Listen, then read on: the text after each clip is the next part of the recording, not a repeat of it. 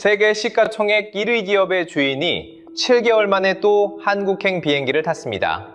엄청난 선물을 들고서요. 투자금이요? 명품이요? 아닙니다. 전혀요. 세계 1등이 우리한테 줄을 서러 온 겁니다. 그것도 빈손이 아니라 선물 보따리를 4개나 들고서요.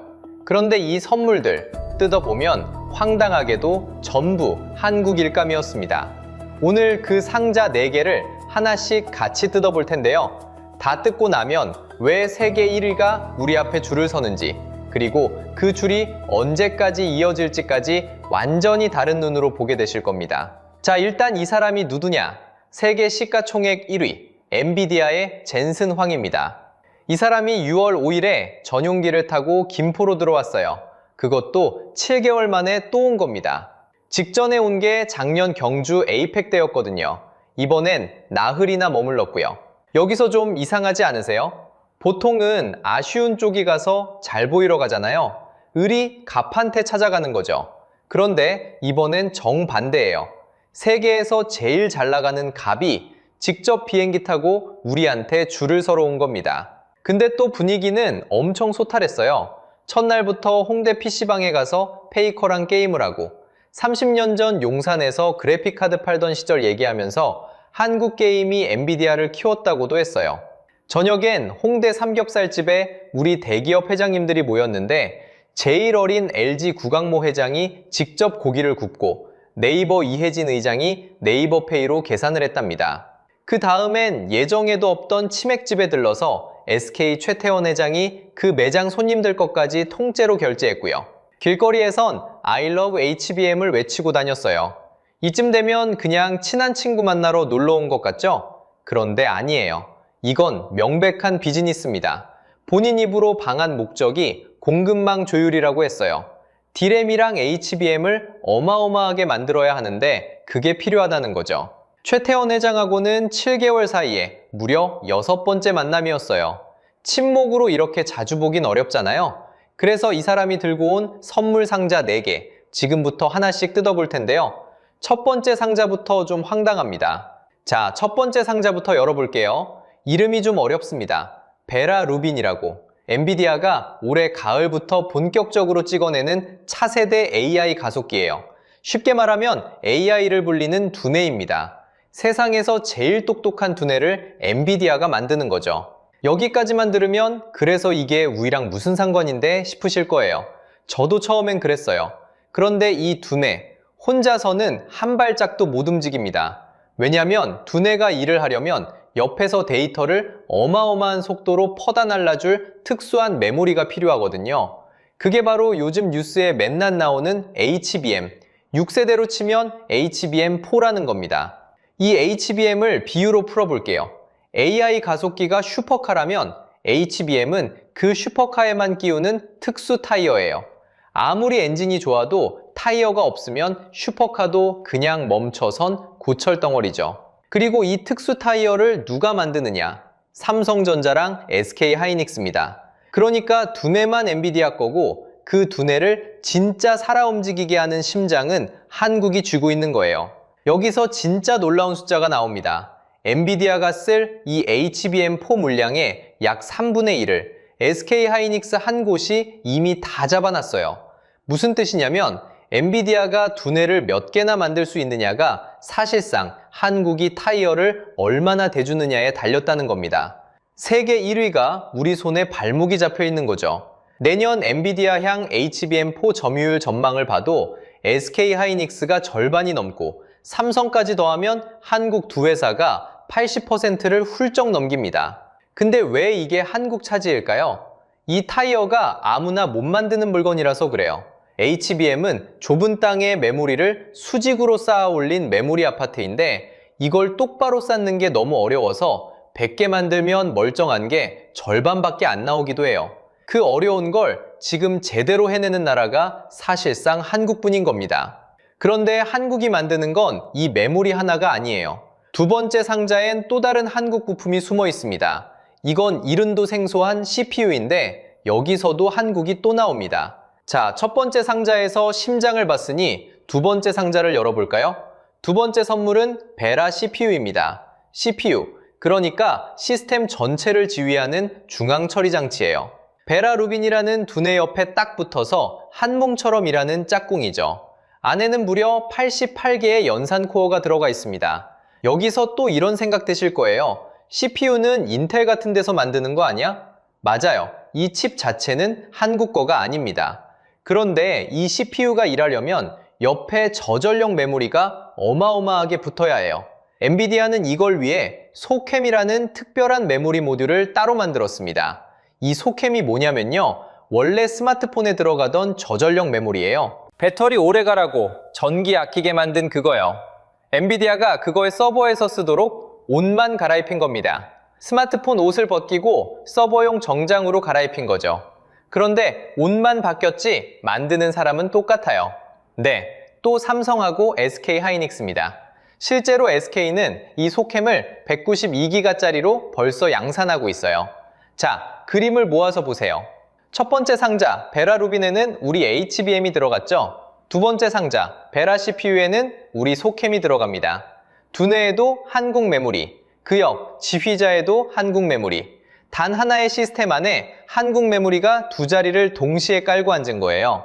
두뇌만 엔비디아 거고 그 옆자리까지 우리가 다 가져간 셈입니다. 여기까지는 그래도 이해가 되실 거예요. 우리가 원래 메모리 강국이니까 메모리가 또 들어갔구나 싶죠? 그런데 세 번째 상자는 메모리가 아닙니다. 완전히 다른 물건이에요. 상자를 열면 갑자기 AI 노트북이 튀어나오거든요. 그리고 바로 여기서 젠슨 황이 왜 굳이 우리나라 게임 회사 사장님들을 줄줄이 만나고 다녔는지 그 떡밥이 슬슬 깔리기 시작합니다. 자, 세 번째 상자를 열어볼게요. 그런데 여기서 갑자기 분위기가 바뀝니다. 메모리도 아니고 칩도 아니에요. AI 노트북이 나옵니다. 이름은 RTX 스파크, 엔비디아가 처음 내놓은 AI 노트북이자 PC인데요. 대만 미디어텍이랑 같이 만들었고 성능이 무려 1페타플롭스예요. 숫자가 와닿지 않으시죠? 쉽게 말하면 지금까지 거대한 데이터 센터 안에서만 돌아가던 AI를 통째로 내 책상 위로 끌어내렸다는 뜻입니다. 생각해보면 우리가 지금까지 AI를 쓰는 방식은 이랬어요. 멀리 어딘가에 있는 거대한 발전소에 전화를 걸어서 전기 좀 보내줘 하고 빌려 쓰는 식이었죠. 그 발전소가 바로 데이터 센터예요. 그런데 RTX 스파크는 그 발전소를 통째로 내 책상 서랍 안에 넣어버리는 겁니다. 멀리 전화 걸 필요 없이 내 책상에서 바로 AI를 돌리는 거죠. 이걸 어려운 말로 온 디바이스 AI라고 합니다. 그럼 이게 또 왜 한국 일감이냐? 이 노트북 안에도 저전력이면서 성능 좋은 메모리가 잔뜩 들어가거든요. 결국 또 한국 메모리 수요로 이어지는 겁니다. 그런데 여기서 좀 이상한 장면이 하나 있어요. 젠슨 황이 이번에 게임 회사 수장들을 줄줄이 만났거든요. NC 김택진 대표, 크래프톤 장병규 의장까지요. 사실 엔비디아랑 게임은 인연이 깊어요. 30년 전 용산에서 그래픽카드 팔던 시절부터였죠. 젠슨 황 본인도 K게임이 엔비디아를 키웠다고 했고 이번에도 페이커한테 최신 RTX 5090을 추첨으로 선물했으니까요. 그래서 다들 AI PC에 게임 띄우려나 보다 했어요. 그런데 그게 진짜 이유가 아닙니다. 젠슨 황이 굳이 게임 회사들을 찾아간 진짜 노림수는 따로 있어요. 그리고 그 답은 마지막 네 번째 상자에서 풀립니다. 사실 이게 오늘 제일 큰 상자예요. 젠슨 황이 한국의 다음 주요 산업이라고 콕 집어 말한 분야거든요. 자, 드디어 마지막 네 번째 상자입니다. 그리고 이게 오늘 제일 큰 상자예요. 안에 들어있는 건 제슨 토르라는 로봇용 컴퓨터. 그러니까 로봇의 두뇌가 되는 물건입니다. 젠슨 황이 이걸 꺼내면서 한 말이 있어요. 로보틱스는 한국의 다음 주요 산업이다. 그냥 인사치레가 아니라 자기 회사 미래를 한국 로봇에 걸겠다는 얘기였던 겁니다. 그럼 여기서 아까 미뤄둔 떡밥, 젠슨 황이 왜 굳이 게임 회사들을 만났는지 풀어볼게요. 로봇한테 일을 가르치려면 현실에서 수백만 번 넘어지고 부딪히게 해야 하는데 그러면 시간도 돈도 끔찍하게 들어요. 그래서 게임 같은 가상세계 안에서 미리 수백만 번 연습을 시킵니다. 진짜 로봇을 만들기 전에 가상의 로봇을 게임 속에서 먼저 굴려보는 거죠. 그 가상 훈련장을 제일 잘 만드는 사람들이 누구겠어요? 바로 한국 게임사예요. 실제로 NC소프트는 이 훈련장 역할을 하는 모델을 직접 개발하면서 포스코 DX와 로봇용 모델까지 손을 댔고 크래프톤은 사람 모양 로봇에 들어갈 AI를 만들고 있습니다.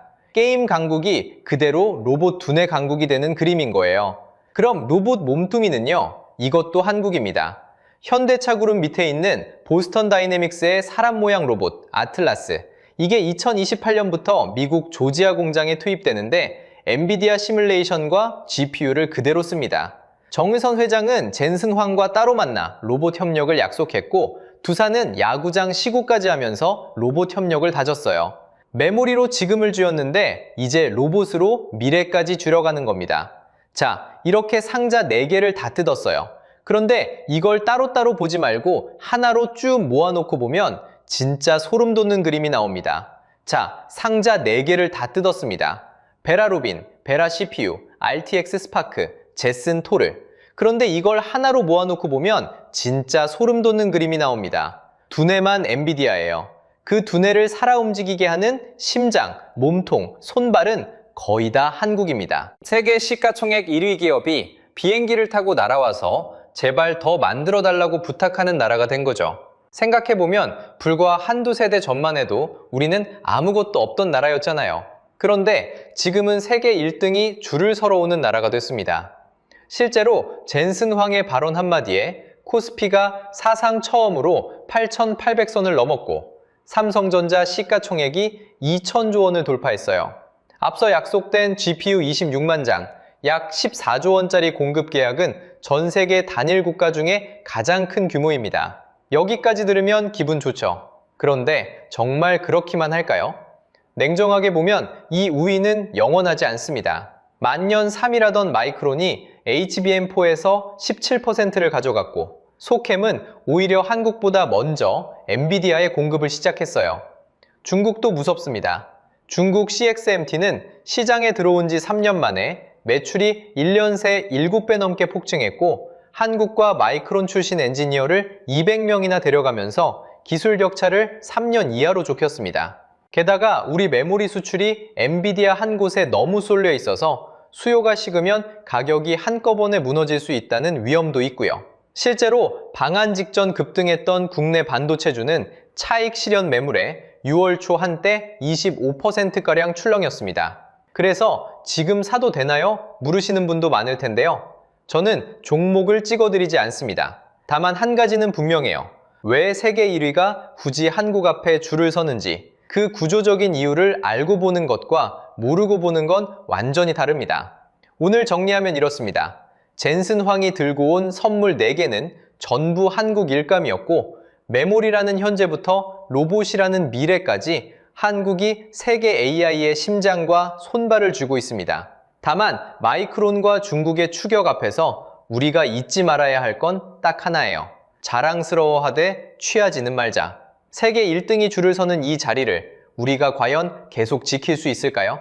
여러분은 이 우위가 언제까지 갈 것 같으세요? 댓글로 의견 남겨주시면 같이 이야기 나눠보겠습니다.